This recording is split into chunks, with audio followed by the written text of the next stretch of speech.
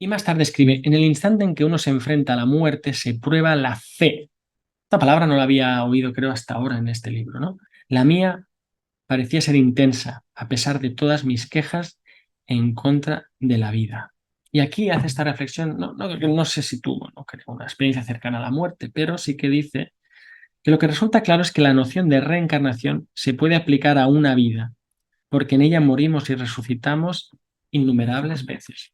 Esto es bonito, ¿no? Oye, hay reencarnación, hay otras vidas. Y dices, sí, sí, hay otras vidas en tu propia vida. Puede haberlas, ¿no? Puede haberlas.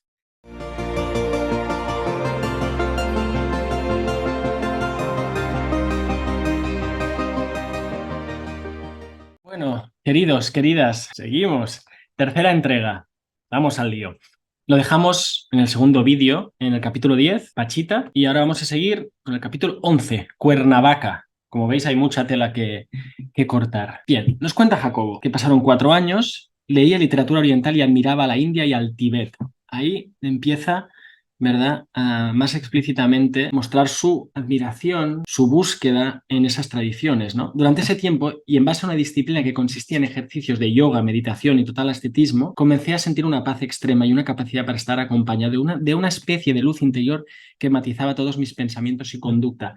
Fijaros cómo ha ido cambiando también, ¿no? Desde ese sin cesar de imágenes a empezar a experimentar el silencio. Nos contó anteriormente que meditaba y meditaba más. Y insiste, ¿no? Y también después de recordar es lo mal que lo pasó tanto en la universidad como cuando volvía a su casa con esas presencias, ¿no? Y esa casi sobredosis de experiencias extrañas y que él decía, quiero ser normal por un rato, ¿no? Dice, al mismo tiempo los sucesos de sincronicidad, y esta palabra no la utiliza a la ligera, comenzaron a volverse cotidianos. Me percaté que todo estaba unido y formaba un solo ser, el del cual yo formaba parte. Todo tenía significado. Todo era tan claro y fácil de entender que me asombraba su sencillez dentro de esta complejidad absoluta que estamos viendo que es su vida, ¿no? Quería que todos pudieran darse cuenta de lo mismo, también su vocación de contarlo, ¿no? De lo mismo que yo, porque estaba seguro que no había establecido un contacto con una porción de mi personalidad individual, sino con una fuente de la cual todos alimentaban su conciencia. Aquí nos está diciendo que todo esto que él percibe, experimenta, recibe, escribe, esto no es, para decirlo así, una expresión que utilizamos aquí, una paja mental suya, ¿no? No, él cree que eso tiene que ver con algo a lo que todos estamos conectados, si queréis utilizar esa metáfora, ¿no? Fue, sin lugar a dudas, la mejor época de mi vida en Cuernavaca y decidí buscar un ambiente propicio para continuarla y profundizar en ella. Para lograrlo, viví en un monasterio de yogis que se había establecido en Cuernavaca. Seguimos sin escuchar apenas nada del laboratorio, ¿eh? No nos cuenta qué hacía allí, con quién, nos cuenta Pachita, Don Lucio, sus amores, sus meditaciones, sus experiencias extrañas. Bien, y entonces nos cuenta que se fue a ese sitio a meditar, meditaban todos los días, hacían yoga, eran vegetarianos. Viví con ellos varios meses añorando conocer la India. ¿Veis? Ahí ya está, quiero saber. Luego ya sabéis que desaparece justo cuando iba a realizar ese viaje para realizar ese experimento en la India, ¿no? Mi hija iba a una escuela en Cuernavaca y decidí incorporarme como maestro del tercer año de primaria para verla más seguido. Recordar que eso ya pasó anteriormente, ¿no? Cuando nos contaba que la llevaba al kinder y dijo, bueno, yo puedo dar una horita y les contaba cuentos a los niños. Aquí también otra vez, Jacobo tiene esa vocación, ¿no? De insertarse, ¿no?, en lo educativo. Les enseñaba a los niños matemáticas y español. Salíamos a jugar al jardín, una niña me seguía por todas partes. Una mañana le propuse aprender a ver con sus manos. Jacobo es así, ¿no? O sea, les están enseñando mates y ahora nos dice, bueno, y sí, oye, sí te enseño a ver con las manos. Recordar que justo al acabar el capítulo anterior había dicho que conoció a esos niños ciegos a los que empezó a enseñar a verse los ojos, ¿no? Le propuse aprender a ver con las manos, recordaba algunos comentarios de los niños ciegos en base a estos y algunas posturas de yoga. Esto es muy jacobiano también, ¿no? O sea, corto y pego, ¿no? O sea, tengo esto de yoga, lo utilizo. Me acuerdo de esto que hice con los niños, lo utilizo. Tengo una teoría que está en construcción, la meto también, ¿no? Bueno, les vendé los ojos y a los 5 minutos comenzó a describirme una fotografía de un libro. Revisé la venda y la encontré perfectamente opaca y sin orificios. Nota a pie de página. Sí, no. Te creo, Jacobo. Yo también lo he visto en primera persona. Para ponerle el adverbio científicamente a esto, no es suficiente con comprobar que el antifaz está perfectamente, pero maravilloso. Al día siguiente la niña fue capaz de leer de corrido un texto. Los otros niños de mi clase sintieron curiosidad y se sentaron a mi alrededor. En 2 semanas, el 80% de los niños de la escuela poseían visión extraocular. Acordaros que nos dijo que Pachita, según él, debiera estar usando esa visión. Luego le llaman y luego aquí lo vuelve a probar. Hay temas que se recurren. Nos ha hablado también mucho de la visión, ¿verdad? También cuando nos hablaba de su abuela. Competían entre ellos, desarrollaban esas habilidades, se leían el pensamiento, veían en 360 grados y dos niños describieron que podían ver el interior del cuerpo de sus compañeros. Insisto, no os lo creáis si no queréis. Una niña empezó a mover objetos a distancia, destruyó varios floreros de su casa, suspendí el entrenamiento, pero los niños lo continuaron por ellos mismos. O sea, aquí en un párrafo y medio un montón de... Acordaros que hablaba de que quería montar su centro de habilidades psíquicas. No lo montó, pero casi, ¿no? Porque fijaros, ¿no? Se metían a los sótanos y utilizando la visión extraocular podían percibirlo todo en la más completa oscuridad. Luego aquí añade, que luego esto lo leeremos en su descripción, que creo que está en la luz angelmática al final y también en un artículo que escribió de visión extraocular, que habla de los cristales de cuarzo. En el monasterio se utilizaban cristales de cuarzo. Bueno, aquí vemos la génesis, la idea de, bueno, ¿de dónde sale la idea del cristal de cuarzo como amplificador de esa supuesta capacidad, ¿no? Y fijaros, me sale supuesta por el deje científico, supuesta de esa capacidad. En el monasterio se usaban cristales de cuarzo durante la meditación. Máster había ordenado utilizarlos para amplificar la conciencia. Yo también comencé a usarlos con resultados sorprendentes. Lisette vivía en Tepoztlán. Siempre va alternando, ¿no? Lo que hace, cómo va Lisette y cómo va Estusha, etcétera, ¿no? Lisette vivía en Tepoztlán con un hombre, sus 3 hijos y Estusha, María. La hija del compañero de Lisette estudiaba en la misma escuela que Estusha y también veía extraocularmente. Aquí podemos trazar, incluso hasta podríamos hablar con ella.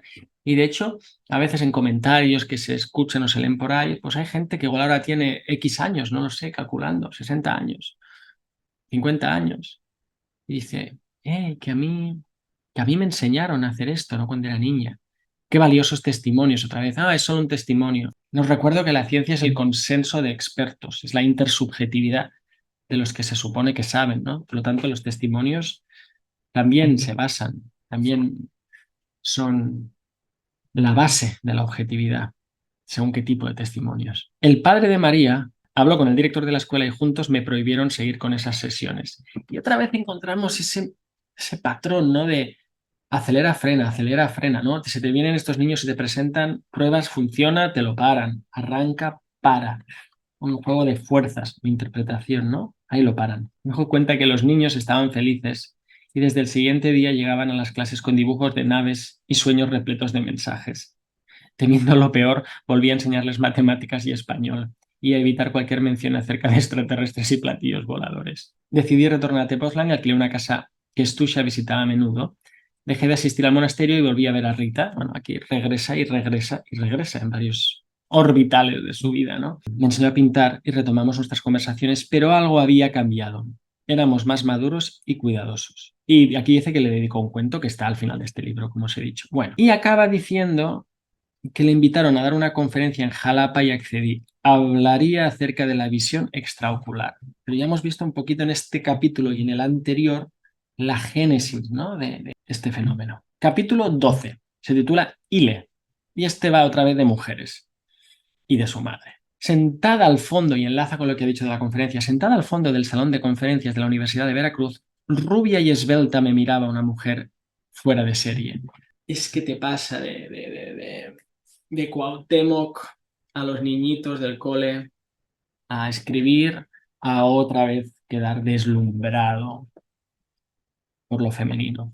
Al final se acercó a mí y me invitó a una fiesta, accedí emocionado. Aquí habla de que sentía su energía ascender por la columna, habla de los chakras. En ese momento sonó el teléfono. Era Ile. Un escalofrío recorrió mi cuerpo. Le pedí venir al cuarto y ella dudó. Curioso, ¿no? Habiendo estos capítulos, hago un inciso. Aquí dedica este, que es breve, 1, 2 páginas y media. Le dedica un capítulo a Ile, esta mujer, ¿no? Escribe, la invité a pasar.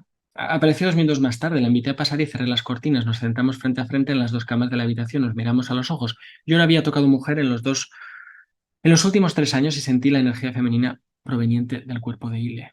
Me envolvió y me perdí en ella. Y aquí, Jacobo, si hubiera querido, podría haber escrito novelas eróticas, vamos, hasta eso, ¿eh?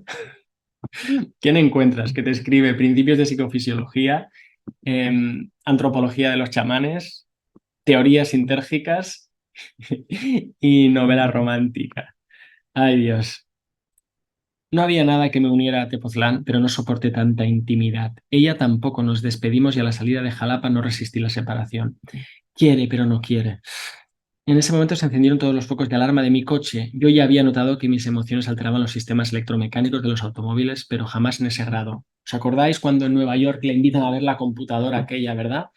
Y las cacharra. Y le me esperaba en su casa, la encontré en el hotel, se había transformado, me sobresaltó su apariencia, hacía todo lo que ella quería, era Aries, su fuerza me apabullaba. Después nos mudamos a mi departamento de Ciudad de México. Me daba perfecta cuenta que repetía la misma conducta que con Pea y Lisette. Extrañé mi psicoanalista y me empecé a castigar. Me enteré que Pea se había convertido en el líder de la organización Gurdjieff de México. Empecé a pensar en mi vida como una farsa total. Mis investigaciones cerebrales eran solamente un pretexto para entender el cáncer de mi madre. Aquí vuelve. Otra vez, como os decía, ¿no? Va de las mujeres, es decir, va de su madre. O mejor dicho, va de la mujer. ¿De qué mujer? De su madre. Y mira cómo hace de menos otra vez su investigación. Curiosamente, ¿no? Cuando se nos cuenta, ¿no? Esto es lo... ¿Quién era Jacobo? El de sus investigaciones sobre la conciencia. No, ¿quién era Jacobo? Era el niño que añoraba a su mamá, aunque tuviera 40 años. Pachita había sido una fantasía, reniega de eso también. Todo el Oriente era una mierda y yo no era un hombre. Busqué a una terapeuta y le pedí ayuda. Dice luego que se volvió casi sordo. Empezó una infección de oídos. Días más tarde y le regresó a Estados Unidos de Norteamérica. Aquí se acaba el capítulo. Y seguimos con las mujeres y seguimos con la escritura y nos va a hablar un poquito del laboratorio. Capítulo 13. India. Ya quedan pocos. Queda India y México. Y finalmente el último capítulo, la conquista del templo. Menudo viaje, ¿vale? Este, capítulo 13 India, va de, ya vais a ver, de mujeres y de hombres, de gurús, de papá, del padre. Empieza el capítulo. Conocí decenas de mujeres. Ile me había confesado haber hecho el amor con 36 hombres diferentes y yo quería igualarla. Las veía un día, hacíamos el amor furiosamente y me negaba a volver a saber de ellas. Dejé de escribir. Fijaros, ¿no? Las energías. Ahora sale por aquí, ahora sale por allí. Consideraba todos mis libros una porquería y me puse del lado de mis críticos. Estaba yo loco, era un farsante y nada tenía significado. Negué toda mi evolución y me convertí en un adolescente. Iba al laboratorio porque tenía que sobrevivir. Consideraba mis experimentos como una tontería necesaria. ¡Wow! Tendría que hablar con la gente, ir al laboratorio, fingir que estaba bien. Vivía en un estado de culpa permanente, porque Lisette me había pedido que atendiera a Stusha y yo me había sentido incapaz de vivir con ella. Bueno, al acostarme me asaltaba el temor, no podía descansar, empecé a desear la muerte. Madre mía. Existen muchos cuerpos y cada uno de ellos es una matriz, una matriz de interrelaciones solo visibles cuando se observan desde fuera. El cuerpo orgánico es una de esas matrices. No habla mucho del cuerpo, pero interesante este apunte, ¿no? Los cuerpos, cuando me duele el cuerpo, ¿no? Bueno, ¿de qué cuerpo? Pues el cuerpo orgánico es uno de ellos y está hecho también de relaciones. Y cuando está así de mal, decidí ir a la India. Eso también os puede dar alguna clave, y aquí no me gusta entrar a mí, como se dice, en el amarillismo, en el sensacionalismo de su desaparición, ¿no? En el 94.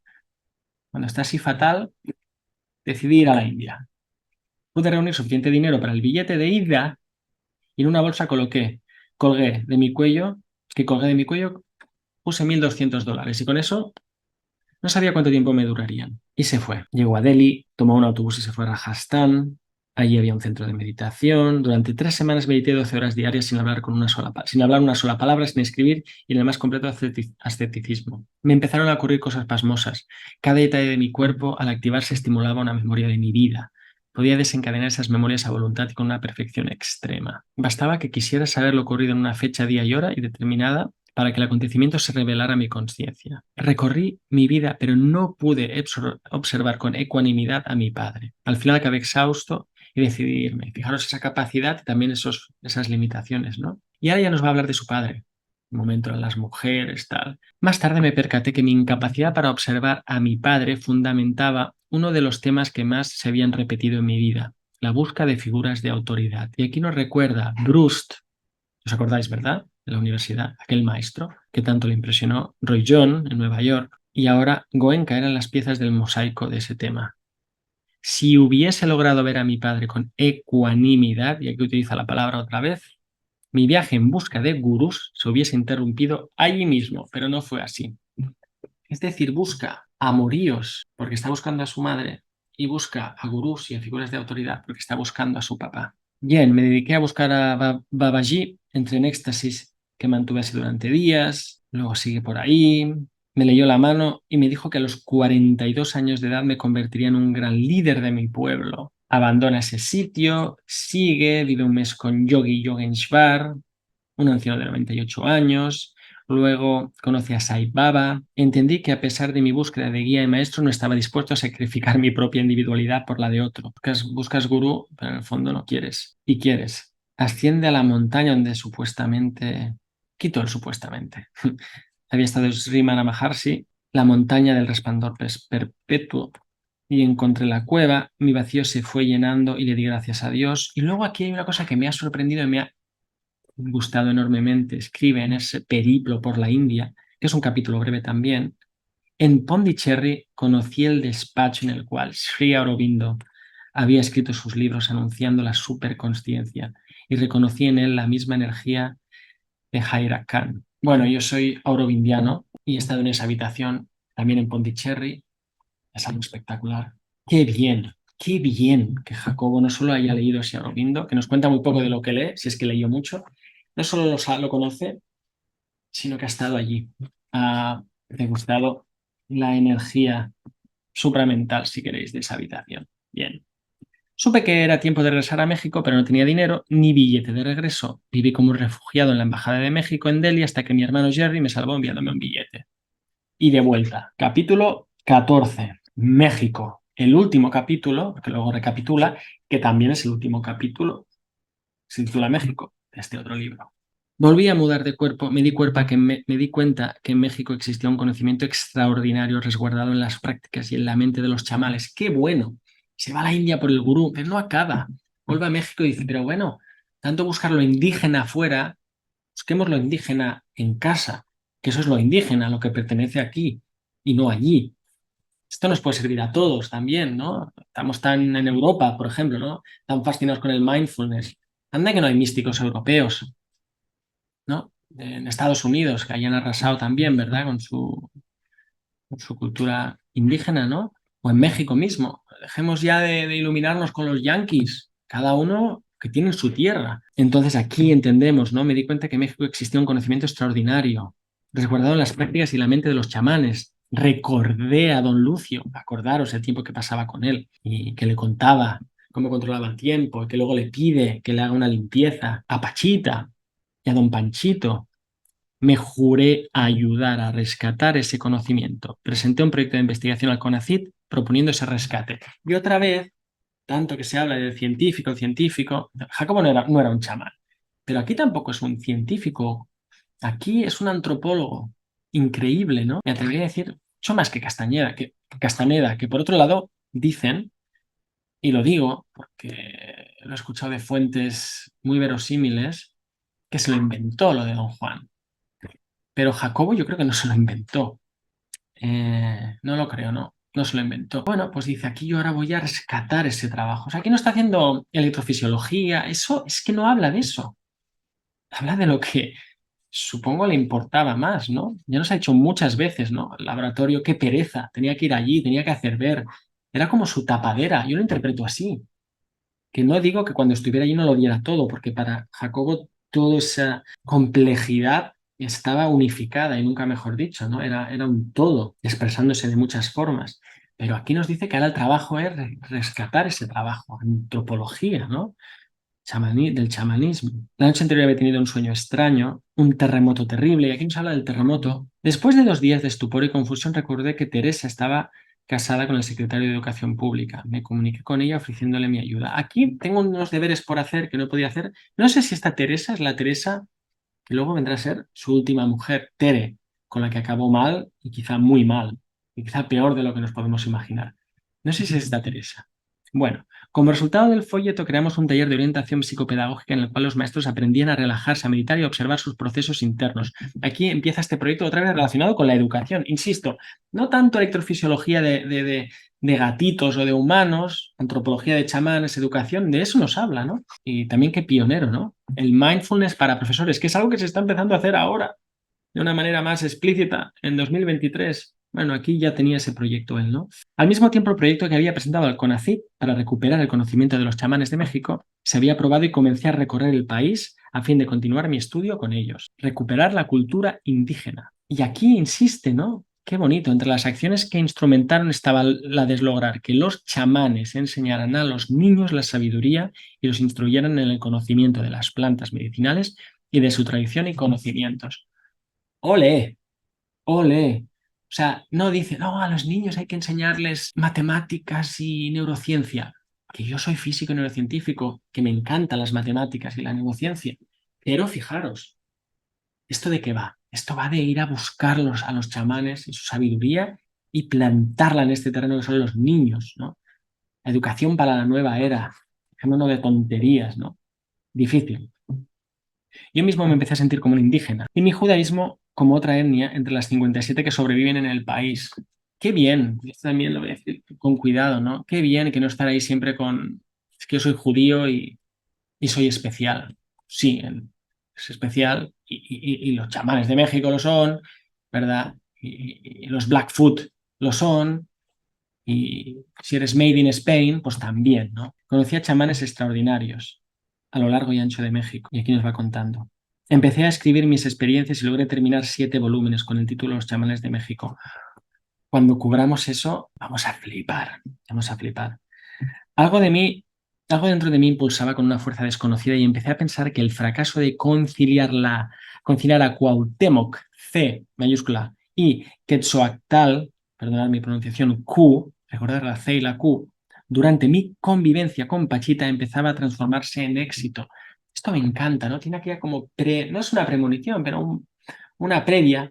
Luego Pachita, luego acaba lo de Pachita como acaba, que parece que es inconcluso. Y ahora aquí él le encuentra el sentido a aquello que pensaba que era un error o una traición quizá, o un fracaso, ahora es un éxito. El Cuauhtémoc dentro de mí, heredado por mi contacto con Pachita, se estaba dando cuenta que el Quetzalcóatl dentro de mi heredado de Tepoztlán ya no era un traidor, sino que colaboraba con todo vigor para recuperar lo perdido. Bien, y sigue hablando, ¿no? Ya habla de Teresa. Al principio me cohibían y toda mi estructura de dominio femenino se rebelaba en contra del poder de Teresa y sus colaboradores. Otra vez aquí trabaja con lo femenino, ¿no? Sentí que de nuevo había caído bajo el dominio femenino, pero ahora con una contrincante mucho más poderosa que yo, ya ayudada por un ejército de amazonas del cual no podía escapar. En las tardes iba a mi laboratorio de la universidad, los experimentos que llevaba a cabo apenas lograban equilibrar mi sensación de sometimiento. Y no nos cuenta mucho más del laboratorio. Sigue, poco a poco logré aceptar que lo que me sucedía no era tragedia, sino una verdadera bendición. Como digo yo, multiplicó por -1 lo que le estaba pasando. Había repetido demasiadas veces el mismo patrón y pude ser capaz de darme cuenta que yo era el responsable del mismo. Dejé de echarle la culpa a Teresa, a Dios o al diablo y asumí mi responsabilidad. Y en eso estamos todos, eso lo digo yo. Cuando miro así es que lo digo yo, y cuando hago así es que leo. No entiendo bien cómo sucedió, pero después de 1 año y medio de lucha comencé a entender a la mujer, como nunca antes y a apreciar sus cualidades sin sentirme atrapado, ¿no? Esa sensación de deseo y prisión. De alguna manera aprendí a separarme manteniéndome unificado y al mismo tiempo acompañado. Esto es la individuación, ¿no? Es yo creo, la síntesis o la solución de esa tensión que nos explicaba antes Jacobo entre la individualidad y la unidad, ¿no? Yo soy uno conmigo mismo, pero soy uno con todo, ¿y eso qué quiere decir? Que realmente no soy uno conmigo mismo. Bueno, aquí está integrando eso, ¿no?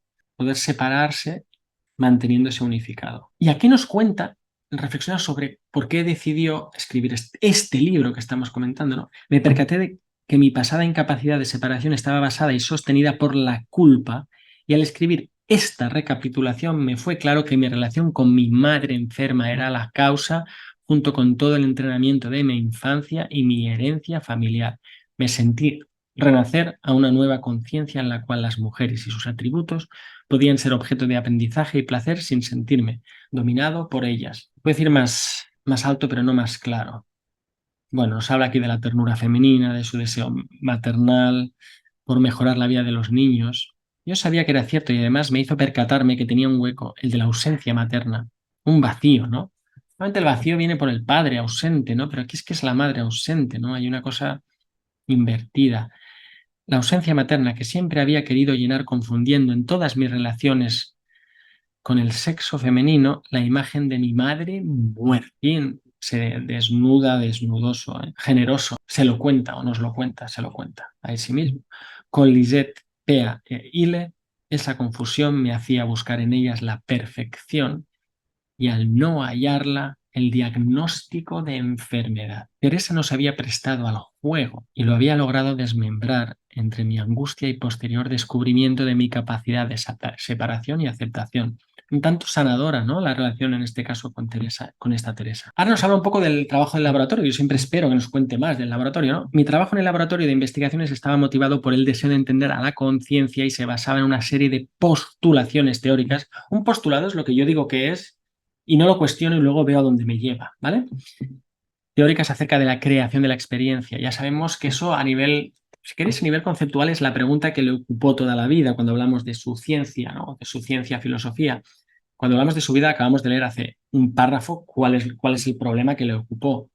Es esa proyección, esa búsqueda de su madre muerta en las otras mujeres y esa incapacidad para encontrarla, encontrar esa perfección además. O sea que aquí queda sintetizado dos puntos claves que ya nos gustaría a nosotros, a cada uno de nosotros, poder ser tan lúcidos para poder articular de qué va nuestra aventura en esta vida, ¿no? O sea, qué suerte, a pesar del dramático, qué suerte poder darse cuenta de esto, ¿no? Laboratorio, eso, ¿no? Postulaciones teóricas, me animaba mi teoría sintérgica, la cual postulaba que el origen de la percepción está dado por la interacción de dos campos. Por un lado, uno producido por el cerebro, el campo neuronal, y por el otro, la estructura misma del espacio, la lattice o el campo cuántico. Cada vez que el cerebro modificaba su actividad, se establecía una interacción diferente y eso cambiaba la experiencia. Se creaba una serie de patrones de interferencia que contenía la estructura energética de una imagen y esta podía variar, pero solo era congruente y clara en ciertas bandas. Y este párrafo es casi lo único que encontramos tan explícito de lo que hacía en el laboratorio y de su teoría sintérgica, que como vemos, es resumen de lo que acabamos de leer, es lo que hemos desarrollado en los dos primeros libros. No hay mucho más aquí. Por suerte nos cuenta algo otro, lo que no nos va a contar obviamente en un libro sobre la filosófico científico ni en un artículo de investigación. Desde mi vivencia con Pachita me había percatado que no era suficiente esta interacción. Esto va a ser muy bueno, porque ahora nos va a decir, sí, esta es mi teoría, yo la he montado y tal, pero me faltan algunas piezas, o estoy acabando de limar algunas piezas. Dice, desde mi vivencia con Pachita me había percatado que no era suficiente esta interacción, sino que era necesario considerar la existencia de un factor independiente, de la lattice, estado de conciencia propia encargado de insuflar ese atributo de patrón de interferencia. Sin embargo, mis experiencias con los chamanes me empezaron a situar en una consideración más monista. Como tengo este patrón de interacción, pero es que me parece que hace falta un tercer elemento, pero al mismo tiempo mis experiencias con los chamanes me dicen que igual tengo que pensar en solo como una sustancia, si queréis que lo explique todo, en vez de una interacción y luego añadirle algo más, ¿no? Él se está preguntando, ¿falta algo? ¿Sobra algo? Habla aquí de sus experiencias con Pachito, con Don Pachito, ¿no? ¿No sería posible pensar que la conciencia no se irradiaba a partir de un factor independiente, sino que más bien era poseída por todo? Sin embargo, no podía aceptar que no existiera algo fuera de la lattice, ¿no? Postula la lattice, hay una interacción, pero hay algo más aparte de la lattice. Esto ya nos lo ha comentado en sus libros anteriormente. Al final, cuando hablamos de lo observador en mayúscula, me parece que sí, pero entonces no sé, ¿cuántos elementos, no? ¿Cuántos elementos estoy metiendo en mi teoría? Dice, sabía que mi debate acerca de la existencia de la unidad de la lattice sin algo independiente de ella en contra de la consideración de un factor que la trascendía reflejaba en mis procesos mentales lo mismo que sucedía en mi vida. Mi reciente capacidad para separarme de la mujer, apoyaba la hipótesis del factor independiente. Mi añoranza por pertenecer unido a la mujer estimulaba emocionalmente la consideración de unidad. Ojalá tuviéramos biografías, autobiografías de grandes pensadores, ¿no? Para darnos cuenta cómo su gran abstracción, que parece abstraída del mundo, en el fondo es un reflejo de esas tensiones casi emocionales y también espirituales, ¿no? Pero capacidad para separarse, añoranza para permanecer unido a la mujer y todo eso relacionado con la unidad en sus teorías. La posibilidad de permanecer unido, aquí habla de esta síntesis, ¿no? Que está encontrando. La posibilidad de permanecer unido e independiente en forma simultánea debía ser la solución imposible pero dialéctica del dilema.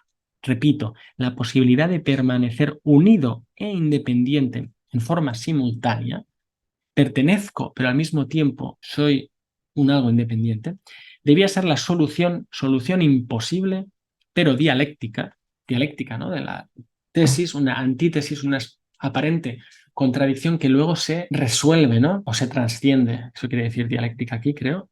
No. Solución imposible, pero dialéctica al dilema. Recordé que con Pachita la inquietud acerca de la individualidad versus la unidad también me había saltado y reconocí en ella un tema recurrente en toda mi vida. El saber que mis ideas psicofisiológicas se basaban en mis dilemas existenciales ya no me hacía dudar de las primeras. Antes, el darme cuenta de esta participación psicológica me hubiera puesto en aprietos, claro. Científico que quita toda pasión para que su trabajo pueda suceder, que se pone la bata blanca y hace ver que no está ahí, como si fuera un truco de magia, desaparezco, soy objetivo, que mi subjetividad no se vea por ningún lado, que no contamine el experimento o la teoría. Pero ahora sabía que el objetivismo absoluto era una herencia añeja de la mecánica clásica. Y de ahí yo creo también su fascinación por la cuántica, aunque pocos o nadie la entienda, ¿no? La mecánica clásica pues es mecánica, son piezas. Y una pieza va en un engranaje, pero la pieza no participa realmente.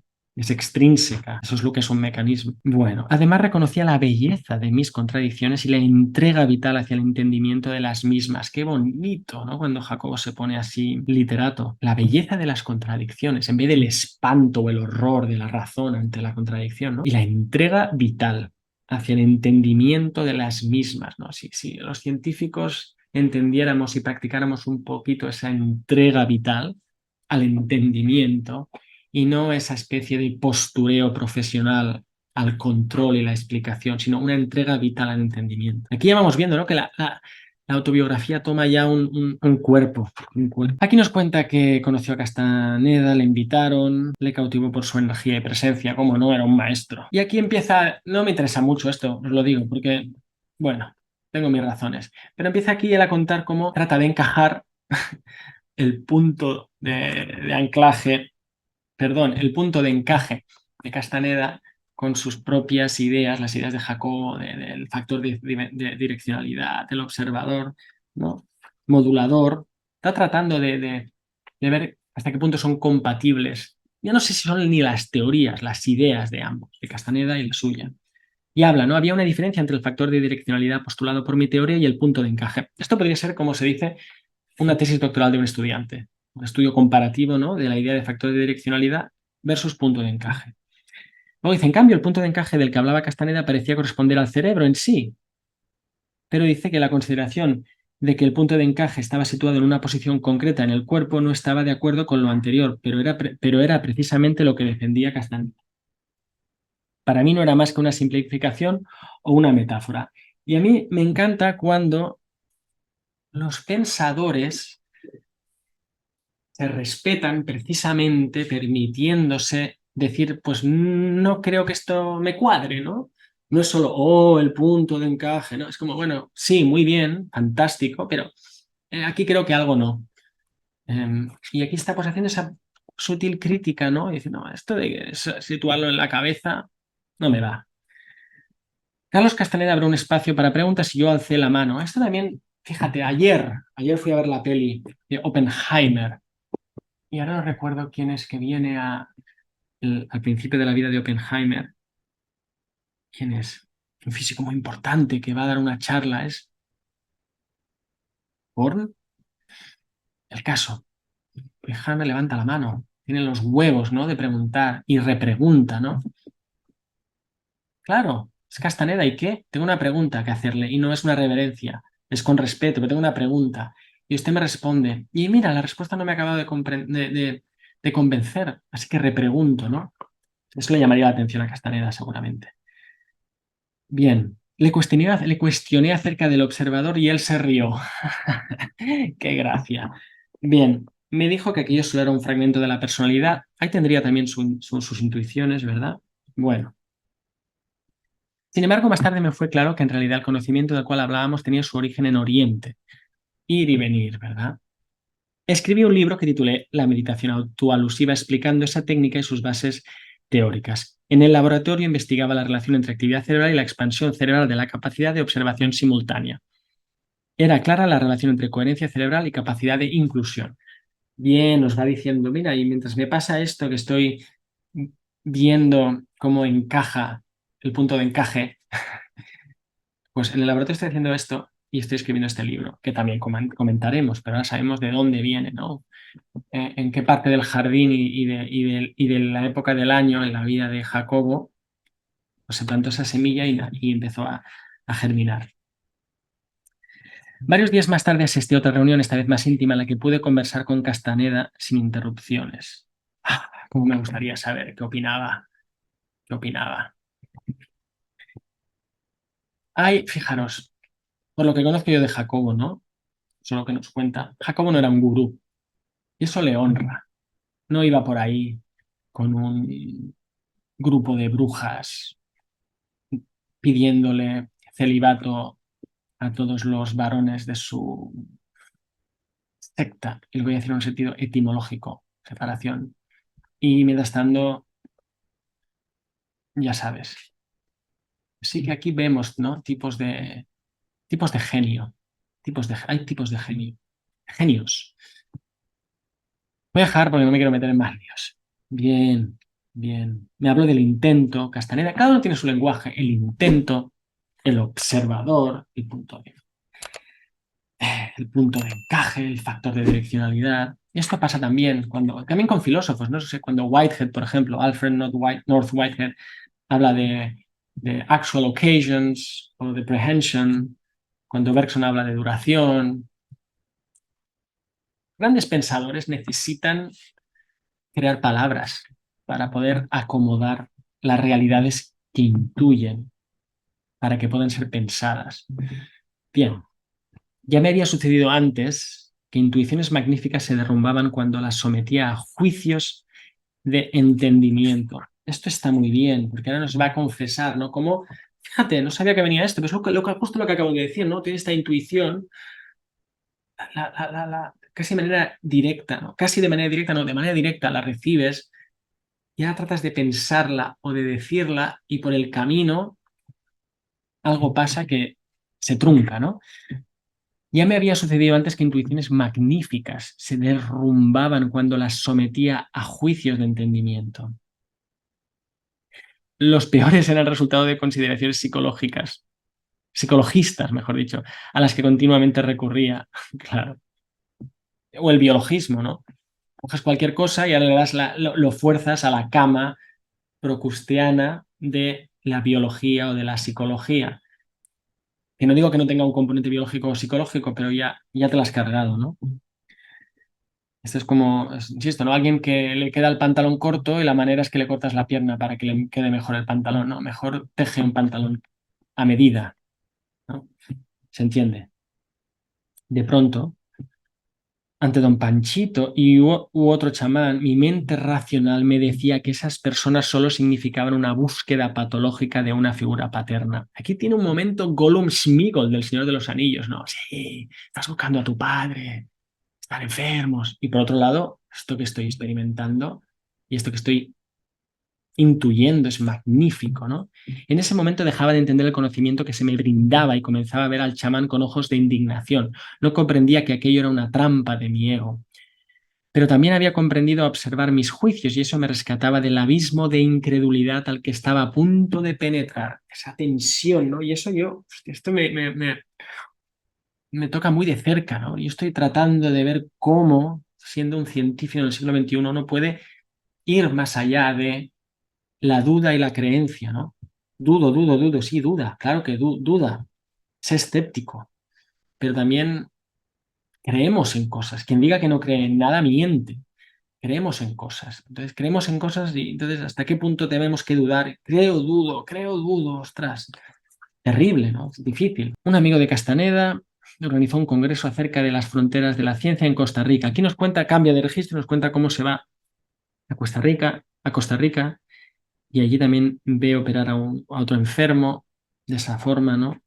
En un pueblito, y empieza a hablar de Pachita, le recuerda a Pachita y empieza a interpretarlo con esa idea de bandas u orbitales energéticos, que es esta idea, ¿no? Que de la física cuántica, por ejemplo, los electrones, que no son bolitas que dan vueltas como un sol, perdón, como una luna o como un planeta alrededor del sol, no es eso, pero que si está, puede estar aquí, aunque decir aquí es un poco absurdo porque es una nube de probabilidad, o aquí. Son saltos discretos, son orbitales. De ahí la palabra cuántica. Lo que pasa es que la cuántica ya se ha mal usado, pero cuántica significa que hay un salto, es un salto discreto. Y yo lo explico de manera muy fácil, es como cuando no tienes cambio, entonces aquí en España o en Europa o tienes un euro o tienes dos. Si algo vale 1,25 no lo puedes pagar justo, o sea, o pagas uno o pagas 2 euros. O sea, tengo monedas de uno, de dos, billete de 5, de 10, ¿no? Estos serían los orbitales. Bien. Las bandas energéticas. Pues Pachita y compañía operan como billetes de 50 euros, no como moneditas de uno. Bien. Habla de algunos rituales que hicieron en una pirámide en Teotihuacán, ritual mientras yo sentía una energía imposible de soportar, recorre en Costa Rica, buscando señales de la Atlántida. Él sigue con sus viajes, tú. Ríete del turismo organizado. Madre mía. Bueno, acabamos. Yo tenía una deuda conmigo mismo por no haber terminado mi doctorado en Nueva York. ¿Os acordáis qué lejos queda Nueva York, verdad?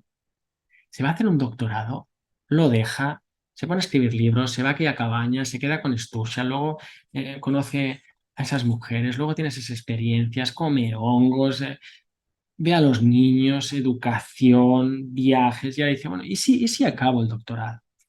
Me había decidido a hacerlo y en medio de mis viajes estudiaba en la Facultad de Medicina hasta que lo terminé. Y es por eso, y ahora me cuadra, que la tesis doctoral de Jacobo, cuyo PDF tengo, igual luego hacemos otra serie sobre sus artículos científicos y sobre su tesis doctoral, está publicada mucho más tarde. Y dices, ¿cómo puede haber publicado la tesis doctoral tantos años después de haber empezado a dar clases o tener su laboratorio en México? Esto no funciona así. Uno no tiene un laboratorio hoy en día hasta que han pasado varios años desde que leyó su tesis. Y aquí o su doctorado, ¿no? Y aquí no. Me empecé a sentir limpio del pasado y decidí recapitularlo escribiendo este libro. Y aquí acaba el capítulo de México, ¿no? Y nos lo deja, fijaros, cuando nos dice, bueno, y después de todo eso, volví a la investigación. Y ya queda un capítulo que voy a comentar, pero no hay más. Es decir, qué suerte tener esto y qué pena no tenerlo. Claro, uno no sabe, no sabemos cómo desapareció. Desapareció Jacobo. Ni por qué, ni para qué, ni cómo.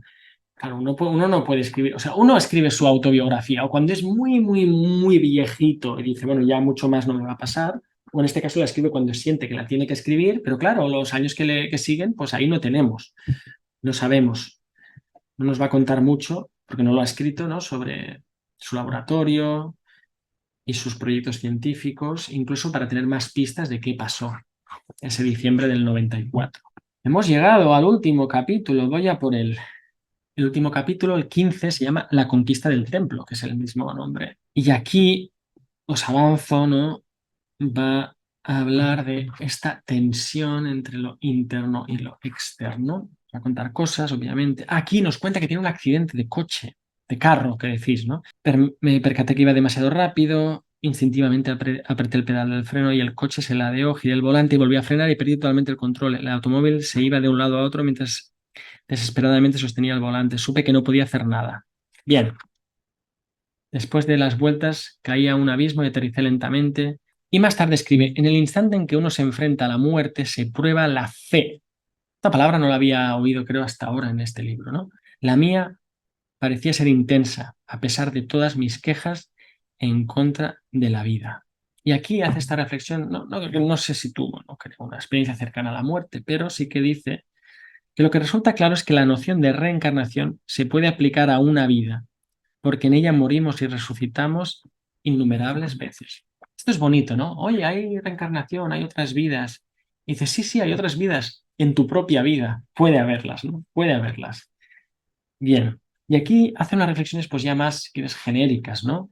La vida es una especie de mosaico en el cual van encajando piezas necesarias para componer temas. La riqueza de sus colores, formas y patrones dependen del número de estructuras que podamos trascender y de la cantidad de repeticiones que son necesarias para percatarnos de nuestras falsas identidades. Obviamente, si no trascendemos estructuras y repetimos, pues nuestra vida es monocromática, ¿no? Hay mucho más, hay vidas así y luego hay vidas con muchas capas, ¿no? Nada ocurre por azar, añade. Bien, nos habla de mi repudio por la realidad concreta. Esto es interesante, se había fortalecido por los estudios de budismo y su concepción de suñata o vacío, es decir, la inexistencia de una identidad absoluta de seres y objetos.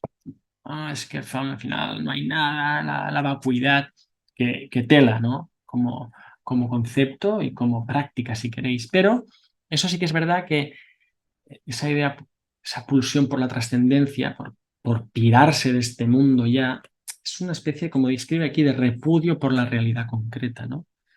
Nos habla de la neurofisiología.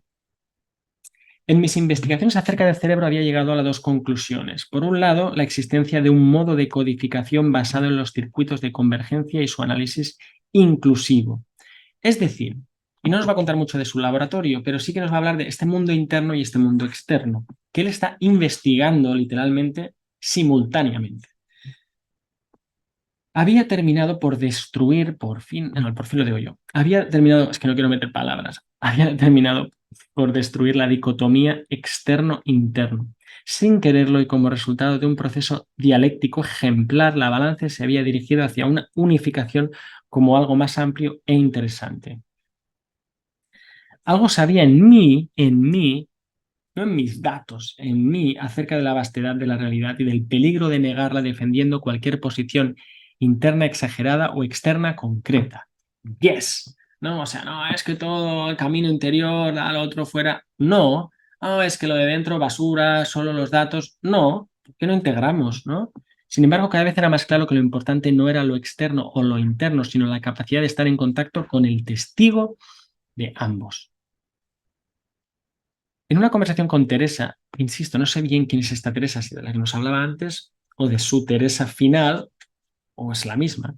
Habíamos recordado una conferencia en la cual se había contrastado el deseo budista de la interiorización con el dictum cristiano de amar al prójimo como medios para lograr la iluminación.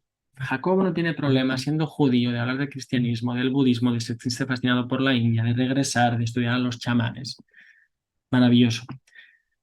En mí mismo, ambas concepciones se habían debatido fisiológicamente, como los circuitos de convergencia y algoritmización, hemos hablado de ellos, del campo neuronal. Ahora ya no me afectaba la realidad de ese debate, sino quién en mí lo proponía y lo observaba. ¡Wow! Suena a que sí, que lo está trascendiendo, ¿eh? Ya no es la conciencia, cómo la produce el cerebro, sino ¿por qué me pregunto yo cómo la conciencia se produce? ¿Y por qué hablo del cerebro, ¿no? ¿Quién se pregunta eso? Esto es cuando la ciencia se vuelve humanista. Yo debía entender la existencia del mundo para poder aceptarlo y amarlo. Eso nos pasa a muchos que somos de temperamento teórico, ¿no? Parece que si no entiendes el mundo, no lo puedes aceptar o amar. Validarlo equivalía a poder explicarlo y el campo neuronal y la látiz eran los medios. Al principio había creído que lo que estaba haciendo era demostrar que el cerebro no era necesario, es decir, estaba tratando de no enfrentar la enfermedad materna. Si la interacción entre el campo neuronal y la látiz explicaba la experiencia y el procesador central la conciencia de la misma, entonces el cerebro orgánico podía pasar a un segundo plano. Qué confesión tan interesante, porque así como los transhumanistas, ¿no? Entiendo yo que han matado a Dios y solo les ha quedado lo que el ser humano puede hacer con sus propias manitas, que son tecnológicas, y ese es un poco su impulso de buscar. Aquí nos dice que Jacobo que su impulso de toda esta teoría era, en el fondo, ver si el cerebro orgánico al que le da tanta importancia, el neurofisiólogo, el cerebro, en el fondo lo que está diciendo aquí es que quería convencerse a sí mismo de que no importaba tanto, ¿no? Y por eso, curiosamente, lo pone en el centro para luego poder ver si el cerebro orgánico podía pasar a un segundo plano. En realidad, tal interpretación me había sido legada por mi psicoanálisis, el cual había demostrado así la existencia de sus propios límites. En verdad, lo que estaba intentando era más sofisticado. Era el camino para llegar a aceptarme sin negaciones y con todas mis dudas y contradicciones. Esto vale muchísimo la alegría leerlo, este último capítulo con cuidados. Lo leería todo, pero ya no lo voy a hacer, ¿no? Sentía la reverberación misteriosa de los campos neuronales y la complicada trama que resultaba de sus interacciones. A este océano no visible lo denominé hipercampo, reconciliándome así con la noosfera de Teilhard de Chardin. Sin darme cuenta, mudaba de cuerpo. Bien. La conciencia, escribe más tarde, existía antes de la materia. Por lo tanto, el procesador central no era necesario, nos cuenta. Aquí aún está dudando, ¿no? Dudando o reflexionando si lo necesita como elemento o no, si es fundamental o es añadido, etcétera. Por lo tanto, el hipercampo también era una conciencia, pero aún más compleja que cualquier campo neuronal individual. Estas últimas reflexiones pues tienen bastante de teóricas, más del lado de lo filosófico que de lo científico. Durante una estancia en la Sierra de Puebla, en un albergue indígena, empecé a escribir un nuevo libro que titulé Psicofisiología del Poder y en el cual llegaba a la conclusión de que el hipercampo debía tener una dirección de desarrollo y un modelador, un punto omega hacia el cual se dirigía, lo denominé atractor extraño del futuro ideal del hipercampo. Aquí tenemos esta nota, ¿no? De dónde y por qué y para qué escribió ese libro y cuándo. Habla de un viaje, de una invitación a Cuba en el 1987, estamos en el 87. Pocas veces da años, pero aquí nos sitúa bien, ¿no? Y allí, bien, nos cuenta cosas, leerlas. Dice, he dudado mucho en incluir las siguientes páginas. Quizás aquí debería dejar esta recapitulación, porque lo que sigue no ha tenido tiempo para ser madurado y elaborado, y porque no me siento todavía capaz de desembarazarme de todas mis proyecciones. Una que me preocupa mucho es la de la figura paterna. Parece que lo de la figura materna lo tiene bien trabajadito, aunque luego, tal y como acabó su vida, quizá no, pero aquí él dice que aún la paterna él cree que no y que no va a escribir más, lo que os decía antes, ¿no? Podría haber escrito luego la continuación o añadir 2 o 3 capítulos más a la conquista del templo y hubiéramos sabido más qué se coció en el laboratorio con esa época vibrante, ¿no? De principios de los 90 con esos artículos y esos experimentos. Si los chamanes tienen razón, tanto un país como el planeta, todo tienen conciencia y esta se encuentra viva y afecta a todos sus habitantes, bañándolos con su presencia. Por ello, haber nacido en México necesariamente implicó estar sujeto a esa influencia. Y aquí habla de los gobiernos de México, actúan como si fueran padres sustitutos y son odiados y amados. Esto también daría para una buena discusión, ¿no? Nuestra proyección al gobierno, a los políticos, a lo mal que lo hacen, pero cuídame papá, pero me reveló al papá. Nos habla del hipercampo de México. Parece no estar de acuerdo con tales ideas y no desea incorporarlas en su verdadera esencia. Habla de la evolución, o sea, fijaros, habla del hipercampo de un país o de una nación, de su evolución.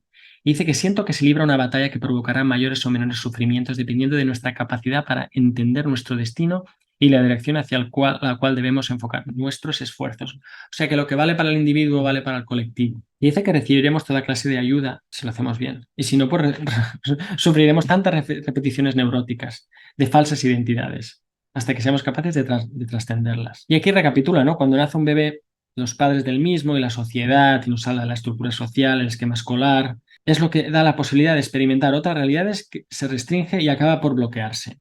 Es decir, el hábito y la novedad, lo familiar y el salir de lo familiar. Romper esas defensas, escribe, permitir el movimiento. Y aquí acaba el libro de esta manera. Si no estoy equivocado, todo lo superfluo y falso terminará por no resistir el cuestionamiento resultante de las oscilaciones del punto de encaje hipercámpico. Aquí combina, ¿no? Punto de encaje y el hipercampo. Solamente lo que las trascienda acabará por ser, por ser el único parámetro confiable y en él se fijará la nueva posición. Ninguna identidad que no corresponda con lo esencial prosperará. Suena profético esto, ¿no? Tenemos que ser capaces de descubrir quiénes somos, qué es lo que nos nutre y otorga felicidad real. Si lo logramos, floreceremos con todo el poder digno de nuestra naturaleza verdadera. Solamente así seremos dignos de conquistar el templo. Y la próxima semana, un abrazo. Aquí lo dejo, después de esta maratón de 3 sesiones para completar esta absoluta joya preciosa, terrible, maravillosa, reveladora y hasta ahora yo creo que este va a ser uno de los libros clave. Esto sí que nos permite leer a Jacobo porque es Jacobo escribiendo sobre sí mismo. Saludos.